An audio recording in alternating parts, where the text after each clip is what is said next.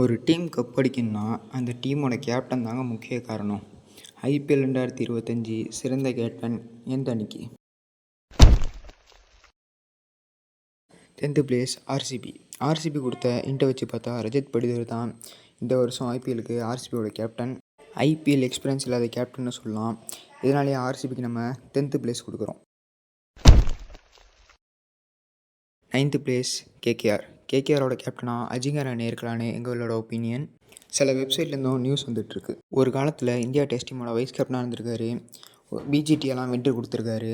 இருந்தாலும் இவரை கம்பேர் பண்ணும்போது பாக்கி கேப்டன்லாம் நல்லா பர்ஃபார்ம் பண்ணியிருக்கனால இவங்களுக்கு 9th பிளேஸ்.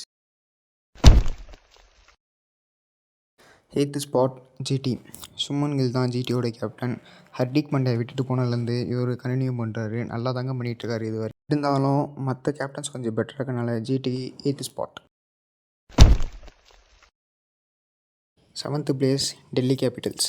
எங்களுக்கு ஏன் 7th பிளேஸ்னால் எங்களோட கேப்டன் கேஎல் ராகுல் டீமுக்காக பேட்டிங் நல்லா கான்ட்ரிபியூட் பண்ணாலும் கேப்டன்சியில் இதுவரையும் அவர் ஒன்றுமே பண்ணதில்லை. இவர் கேப்டன்சி பண்ண பஞ்சாப் கிங்ஸ் மற்றும் லக்னோ சூப்பர் ஜெயின்ஸ் எந்த டீமே ஒரு ஃபைனல் செமிஃபைனல் அழைச்சிட்டு போனதில்லை. இதனாலேயே டெல்லிக்கு 7th பிளேஸ்.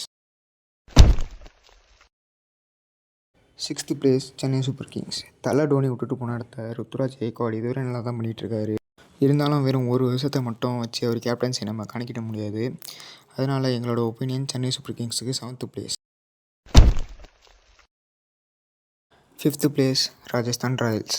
இவங்களோட கேப்டன் பாஸ்ட் இயர்ஸாக சஞ்சு சாம்சன் தான் இருந்துட்டு வராரு. வருஷம் 7 மேட்ச் தீயாக விளாடுவாங்க. அதுக்கப்புறம் தீ அமைஞ்சிரும். ஆனால் தன்னோட டீமை எப்படியாவது குவாலிஃபை ஆக வச்சுருவார்.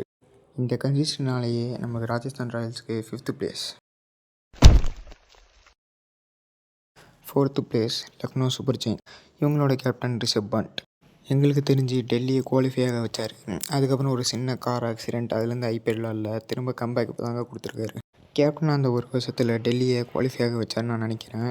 இவர் ஒரு குவாலிட்டியான கேப்டனால தான் லக்னோவில் 27 கோடி கொடுத்து எடுத்தாங்க.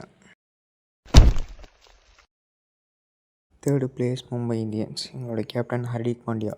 மறந்துருக்க மாட்டோம், ஜிடிக்காக ஒரு வருஷம் டைட்டில் அடித்து கொடுத்தாரு கேப்டனாக.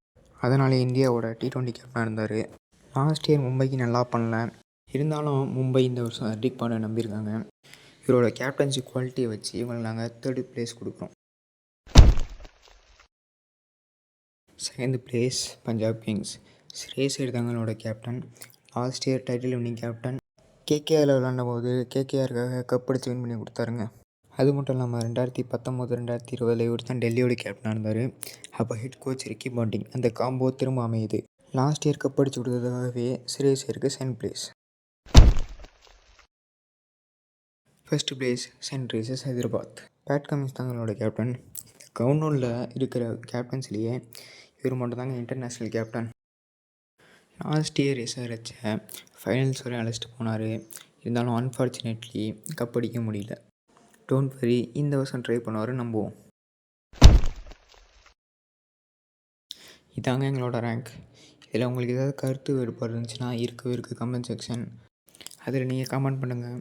அதை பார்த்துட்டு நாங்கள் மற்ற வீடியோஸை அப்லோட் பண்ணுறோம்.